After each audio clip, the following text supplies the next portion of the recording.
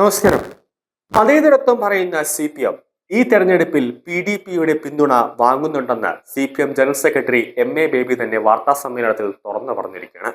Coimbatore bomb സ്ഫോടന കേസിൽ പ്രതിയായി ഇപ്പോൾ ബംഗളൂരു ജയിലിൽ വിചാരണ തടവുകാരനായി കഴിയുന്ന അബ്ദുൽ നാസർ മദനി രൂപീകരിച്ച പാർട്ടിയാണ് PDP.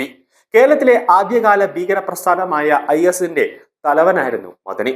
കേന്ദ്ര ആഭ്യന്തരമന്ത്രിയായിരുന്ന LK അദ്വാനിയെ വധിക്കാൻ കോയമ്പത്തൂരിൽ സ്ഫോടന പരമ്പരയിൽ പ്രതിയായാണ് മദനി ജയിലിൽ കഴിയുന്നത്. ജമാഅത്തെ ഇസ്ലാമി മതരാഷ്ട്രീയവാദിയാണ്. SDPIയുമായി സഖ്യമില്ല.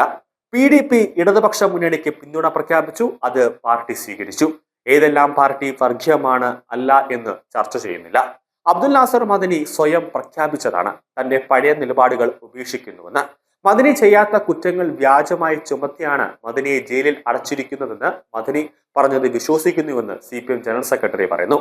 കേന്ദ്ര ആഭ്യന്തര മന്ത്രിയായിരുന്ന LK അദ്വാനിയെ വധിക്കാൻ ശ്രമിച്ച കോയമ്പത്തൂർ സ്ഫോടന പരമ്പരയിൽ പ്രതിയായ അബ്ദുൽ നാസർ മദനിയെ അന്ന് അറസ്റ്റ് ചെയ്തത് കേരളത്തിന്റെ ആഭ്യന്തര ചുമതല ഉണ്ടായിരുന്ന മുഖ്യമന്ത്രി EK നയനാർ ആയിരുന്നു. ഇപ്പോൾ അതേ Madani CPM general secretary MA ബേബിക്ക് സ്വീകാര്യനായിരിക്കുന്നു. ഇത്തവണയും CPMന് PDPയുടെ പിന്തുണ ഉണ്ടെന്ന് CPM general secretary MA baby ശനിയാഴ്ച മാധ്യമപ്രവർത്തകരോട് വെളിപ്പെടുത്തിയിരിക്കുകയാണ്. PDPയുടെ പഴയ നിലപാടല്ല ഇപ്പോഴെന്നും അബ്ദുൽ നാസർ മദനി തന്നെ ഇത് വ്യക്തമാക്കിയിട്ടുണ്ടെന്നും MA ബേബി ന്യായീകരിക്കുകയാണ്. മുസ്ലിം യുവാക്കളിൽ ഭീകരാശയങ്ങൾ കുത്തിവെക്കുന്നതിൽ പ്രമുഖ പങ്കുവഹിച്ച അബ്ദുൽ നാസർ മദനി രൂപീകരിച്ച പാർട്ടിയാണ് PDP.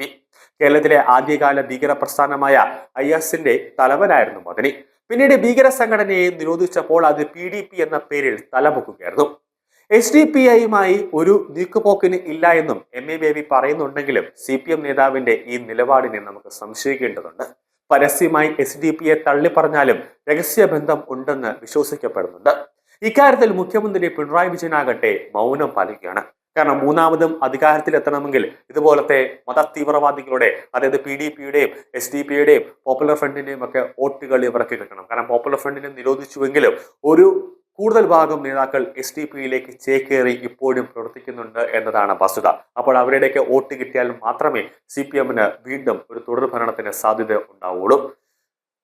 അതാണ് ഇപ്പോൾ ഏത് തീവ്രവാദികളുടെ കാലും ഇപ്പോൾ പിടിക്കാനായിട്ട് CPM നേതാക്കൾ ഇപ്പോൾ തയ്യാറായി നിൽക്കുന്നത്.